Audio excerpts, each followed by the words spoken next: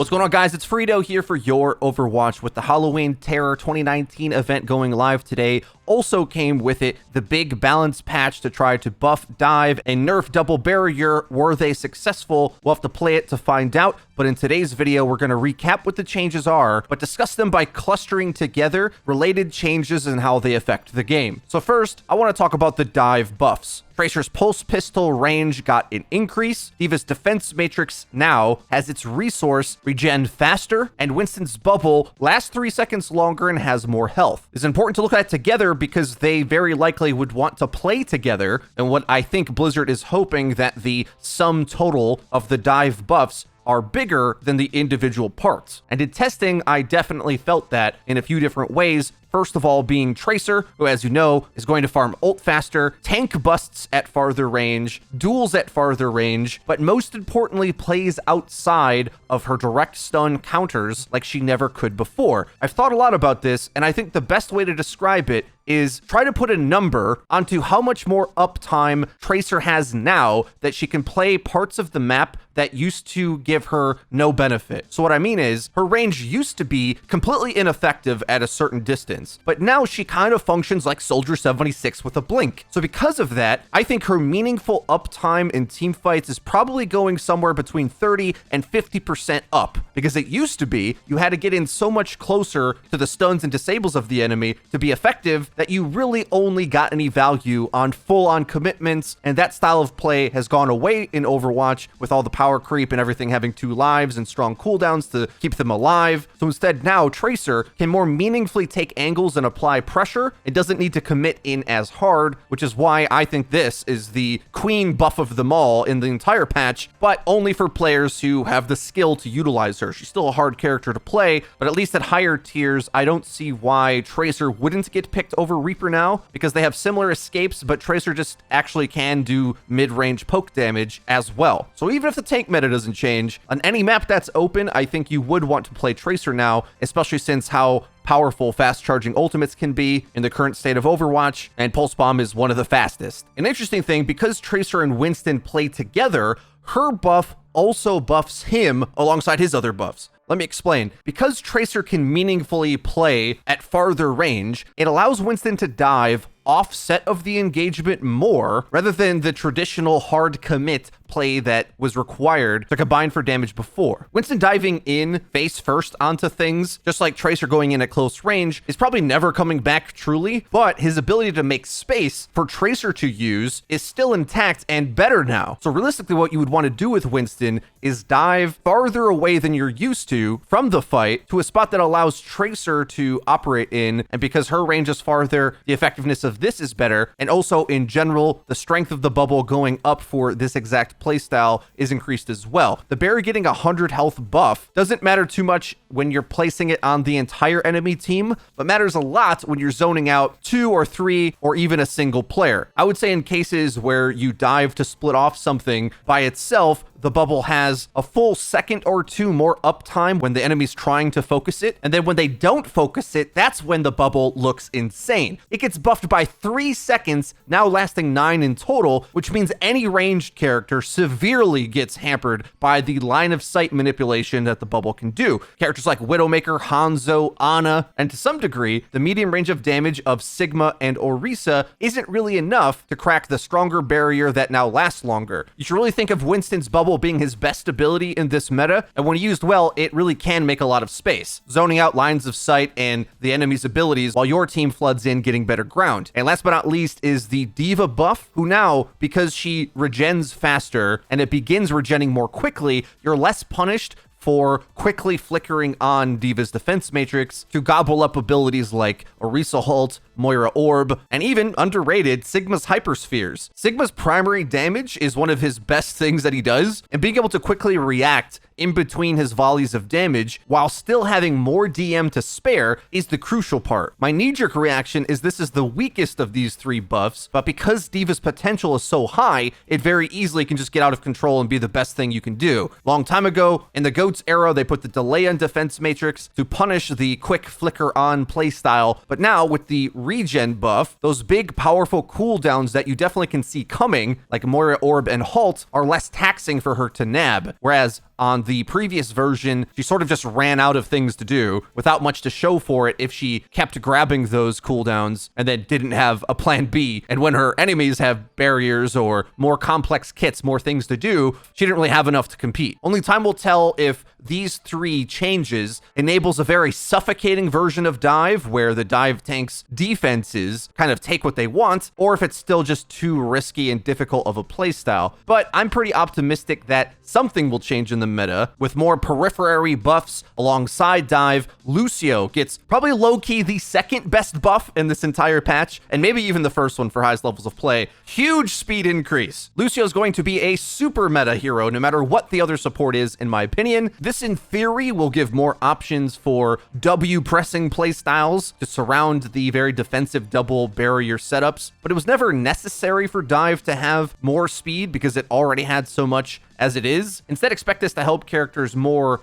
like Reinhardt and Mei, who see a huge buff in value when speed's applied onto them. Sombra's Translocator got reworked for it to have a longer cooldown, but because the cooldown begins immediately upon deploying the beacon, you can queue up to have 2, so you can recall, then go aggressive, which allows you to play both sides of the team fight. Return defensively, then go offensively, and make a double play. Keep in mind, though, the cooldown will begin if the beacon is destroyed by the enemy, which is the big nerf in this rework, but you should feel used to already feel kind of vulnerable when that happens anyway. It's just a little bit more severe now, but overall, I'd say this is a net buff, especially to characters like Sigma, who, if you combine Sombra and Tracer zipping around him, being able to move twice means it'll be much easier for Sombra to hack him, put his barrier down, and then for the dive characters that got buffed earlier, divide and conquer from there. Now onto the double barrier nerfs. In my opinion, these characters were very flimsy in terms of their meta dominance on the old patch and sort of defaulted to being the best tanks that you could pick. But since you can pick them together, Blizzard is nerfing both of them to try to rise up the other tank combos to be more competitive.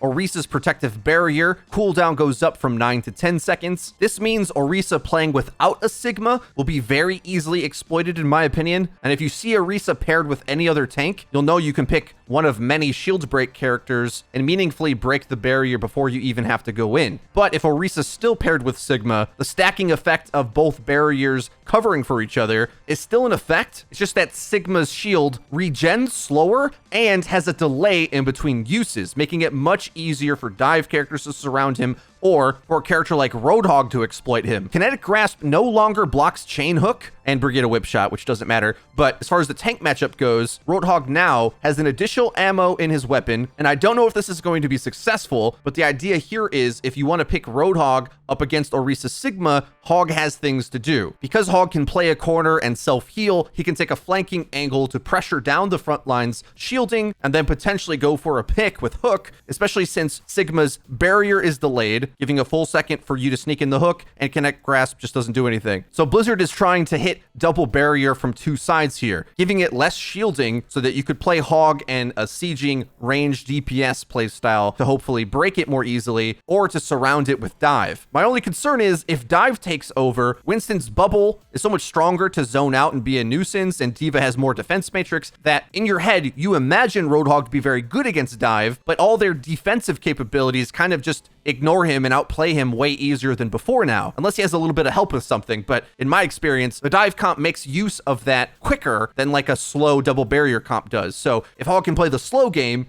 working a pick from a ranged angle, he still looks good, but in the faster, hectic, anti-dive matchup, he's gonna fare worse overall, in my opinion, because the extra ammo doesn't really matter for that, right? If he's zoned out, he's just zoned out, it doesn't do anything. He holds his ground okay, but that might not matter if the bubble's in your way and the dive's killing your supports. And even if you do get a hook, D.Va has more defense matrix available now, all of this making the Roadhog versus dive tanks matchup more fair than it's ever been, and I don't think that's what you want out of your tank pick. The next big nerf is to Doomfist, whose time to reach max charge has increased from 1 to 1.4 seconds, and his shield health per ability hit went down from 35 to 30. The biggest area you'll see this affect Doomfist is up against anything that isn't a very static playstyle. Funnily enough, he'll still be able to chase after halts because that play was so telegraphed anyway. It kind of doesn't change even if it's a bit weaker. The only problem is if D.Va truly can eat halts and still provide enough tanking to the team to be playable, well, now we've left Doomfist in a much weakened state just because he was exploiting such a big synergy. Halt's looking so good that it made Meteor Strike look good all of a sudden. Where you'll notice the Doomfist nerfs the most is in open space. Doom used to be able to play using the map as a playground, hopping from area to area and feeling lethal in most areas of the map. Now with less health, but more importantly, just a much more sluggish playstyle, because Slam and Uppercut aren't as lethal as Punch, most characters in the game that can move at all can feel like they can keep him at an arm's length because his best ability is so telegraphed. The dive tanks, Genji Tracer, anybody who plays out in the open can just make him feel kind of useless. And Doom, yet again, is going to be put back into the drawer, I think, to be a very niche hero. You can certainly set him up in more close range maps. Like back in the day, Mei and Doomfist got played together on King's Row to set up walls for him to punch things into. You'll have to really combo it to get it to work, whereas in the previous patch, it felt like Doomfist had superpowers among everyone, although if you play perfectly, you'll still get those kills. They're just way harder and less reliable to get in comparison to Tracer, who's just so much safer to play. I think this is going to flip the dynamic back to how it was back in the Tracer meta, where Doom was playable on his best maps, but most times it wasn't worth the risk. The last few changes to this patch: Moira's Biotic Grasp self-healing reduced from 30 to 20, making her weaker to dive especially, I'd say. But remember, her biggest nerf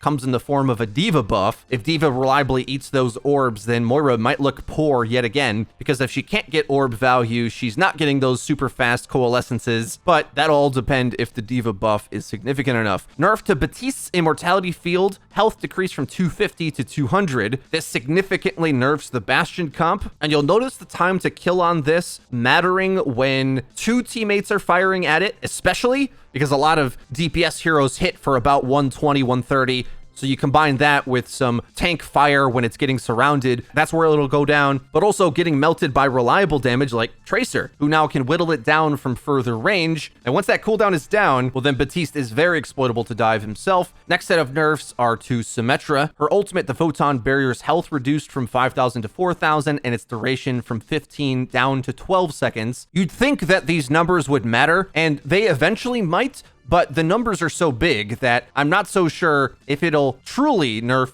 the wall too much, because you probably have already won or lost the fight by 12 seconds anyway. I think the biggest place you'll see this nerf is the wall being down when the enemy has a player coming back on respawn, when it otherwise would have been up before. That part of it definitely matters, because Sim was one of the best 2CP heroes because of that, her wall doing so much to make space for the team to be able to have that prolonged horde mode battle on point B. And I'm a little worried because without this ultimate being kind of a win button, Sim can be really bad, and this may have been more nerf than was required, especially with the nerfs away from the double shield meta anyway. The other changes were that her damage per second on her sentry turrets goes down from 50 to 40. I don't think you'll notice that, because it just being reliable damage with a slow was the big reason why they were impactful. But a few characters like Tracer and Genji definitely appreciate that damage going down. Its effects on tanks, though, is more so to do with the slow, in my opinion. And Sim's primary fire now causes the players that are impacted by it to hear a louder impact sound, which is intended, of course, for you to know that it's time to focus Symmetra, because if she gets the tier 3 charge, it's still a ton of damage, which I think is a reasonable quality of life for players getting cooked by Sim. And the last change is to Mercy's Valkyrie, where the extra beams now ignore enemy barriers. Be on the lookout for this to matter when your Winston and D.Va are diving in up against double barrier comps, and perhaps there may start to make a crack of an opening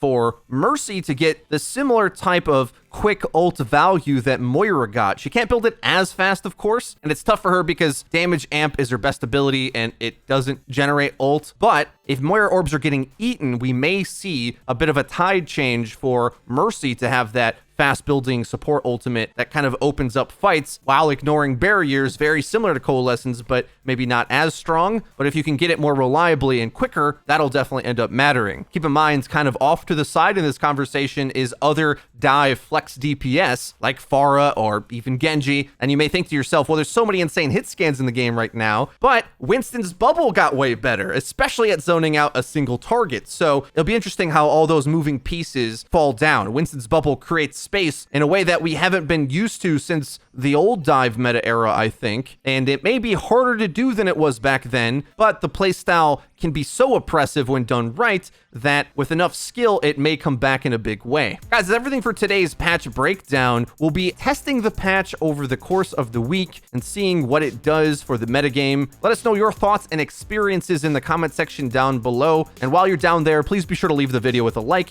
It really does help us out. Lets us know that you're enjoying the content. And if you haven't already, please subscribe and be sure to hit the bell icon so that you actually get notified when our videos go live. Link to the description is our Twitter, where we tweet out news updates and dank memes. That's been it for me. I've been FREEDO for your Overwatch. We'll see you guys next time.